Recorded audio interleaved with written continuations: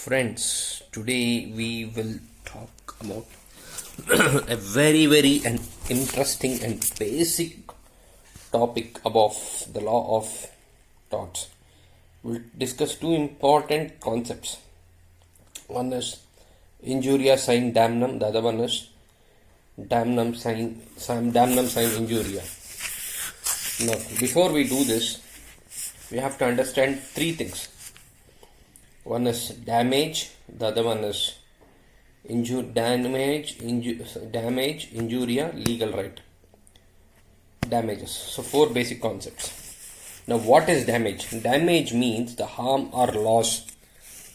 The harm or loss suffered or presumed to be suffered by a person as a result of some wrongful act of another. This is damage. So, what is damages?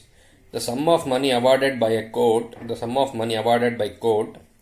to compensate damage is called damages. Number 3, we'll talk about injuria. To constitute tort, there must exist injuria, which means violation of legal right, violation or infringement of legal right.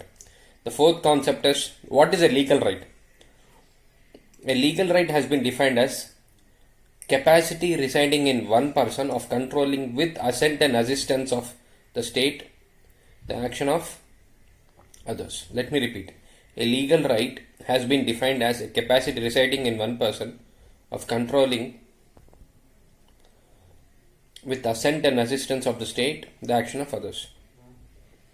The concept of injuria or legal damage can be explained through two maxims: damnum sine injuria and injuria sine damnum.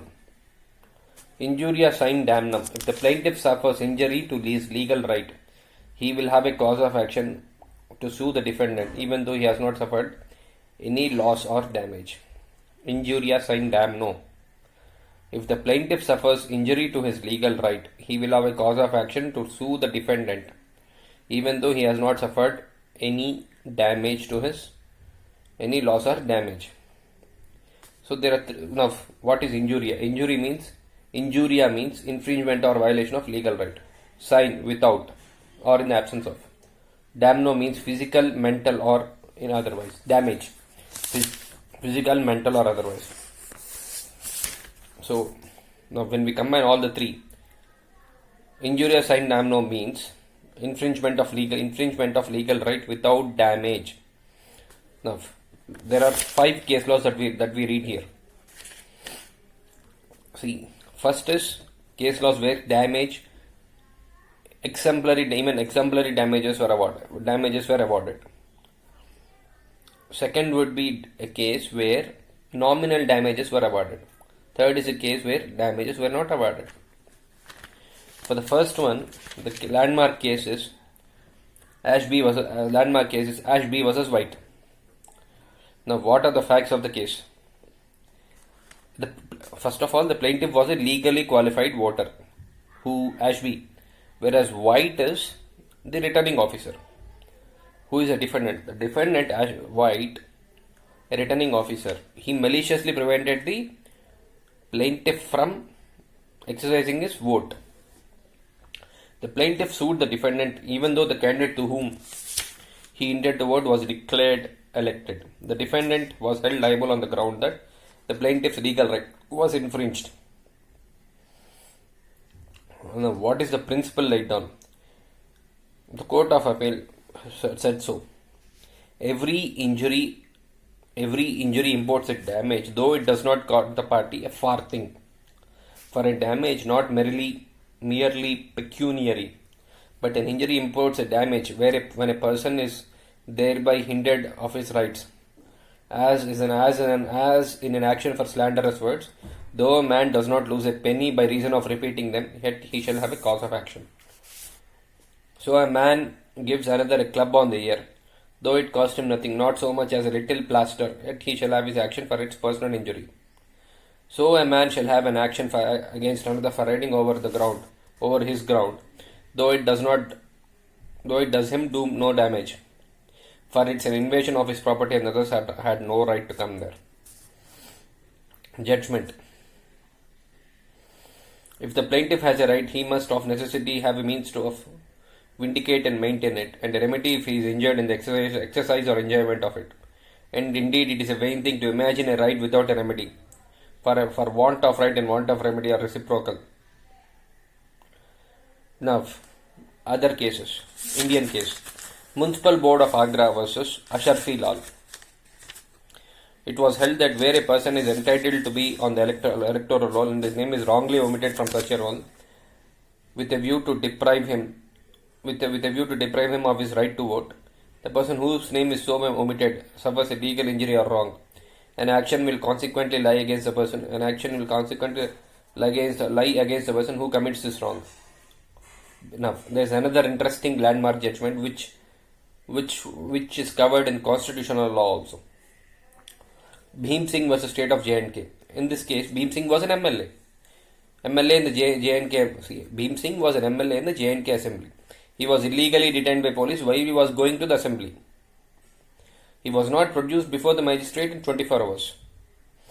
The petitioner, that is, the said MLA, sued on the ground that he was deprived of exercising his constitutional right to attend the assembly, and for the infringement of his personal liberty. Personal liberty guaranteed under Article 21 of the Constitution. Bhim Singh had been released by that time. The case was decided by the Supreme Court. However, he was awarded exemplary damages of 50,000 rupees.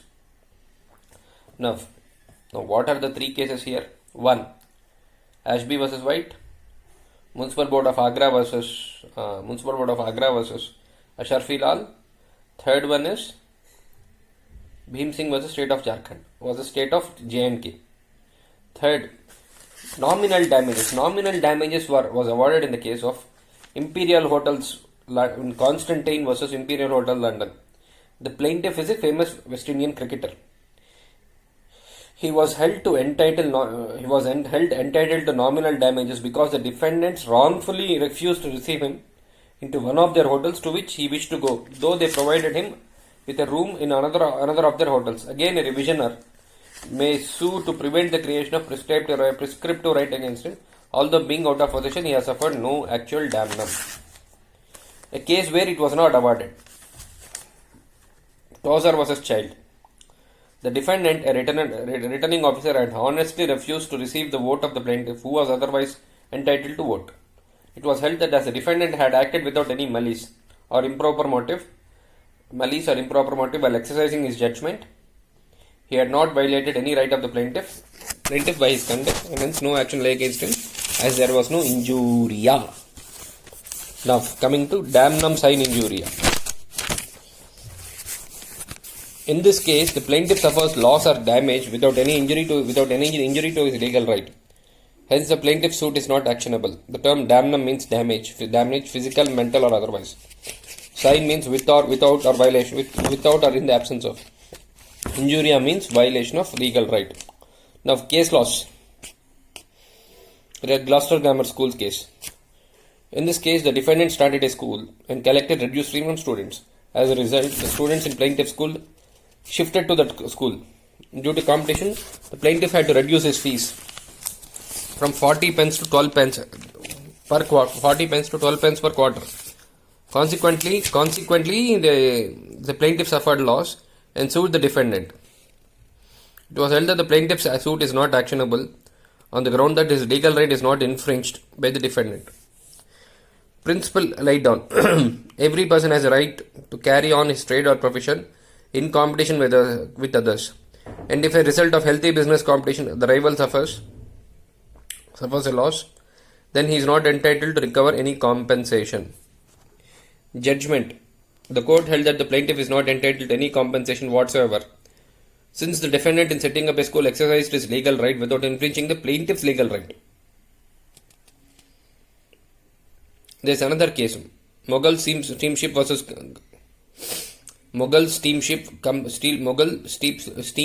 Company versus McGregor Co. and Co. The facts are that A, B, C and D ship owners who shipped tea from China to England combined together to drive F, a rival ship owner out of the trade by offering special concessions to customers who deal with them to the exclusion of F. The plaintiff F suffered loss and sued ABCD on the ground of conspiracy. The House of Lords held that the plaintiff had no cause of action, as the defendant by lawful means acted to protect and extend their trade and increase the profits. Now, there's another, Bradford Corporation versus Pickles. In this case, the plaintiff, the mayor of Bradford Corporation, attempted to purchase the defendant's site. As the defendant demanded high price, the plaintiff purchased another site nearby and started their work. The defendant, for not purchasing their land, maliciously dug deep wells on their land. As a result, the plaintiff's works were dislocated as the water got diminished and discolored. The plaintiff municipal corporation sued the defendant, alleging that the defendant was causing inconvenience maliciously for not having purchased a site at a price demanded by him, and requested the court to issue injunction restraining the defendant's act. Principal heading: where a defendant exercises his legal right, though it is motivated by malice, and such exercise of his legal right results in harm, injury, or otherwise, the defendant is not liable. Judgment: the House of Lords held that the plaintiff's suit was not maintainable, and the defendant could not be held liable on the ground that the defendant was exercising his lawful right, though it was a malicious one.